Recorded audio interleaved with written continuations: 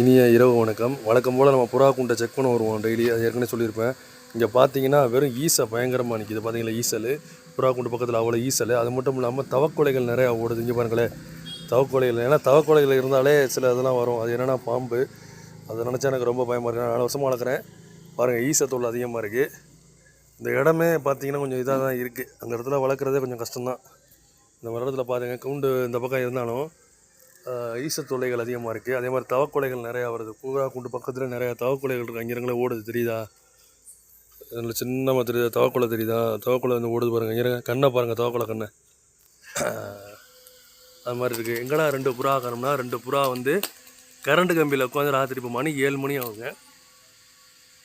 Current கம்பி நின்று விளாண்டுக்கிட்டு இருக்குங்க பாருங்கள். மணி இப்போ 7 ஆகுது. கரண்ட் கம்பி நின்று விளாண்டுக்கிட்டு இருக்கு. சரியா? நீங்களே பாருங்கள், மணி இப்போ 7 மணி ஆகுது. இந்த 7 மணியில் கரண்ட் கம்பி நின்று 2 புறா வந்து டான்ஸ் ஆடிக்கிட்டு. இதெல்லாம் பார்க்கும்போது நம்மளுக்கு எவ்வளோ டென்ஷன் ஆகும். ஸோ இதனால தான் நான் வந்து பாதி புறா நான் கொடுக்கறதுக்கு காரணம் வேறு ஒன்றும் இல்லை.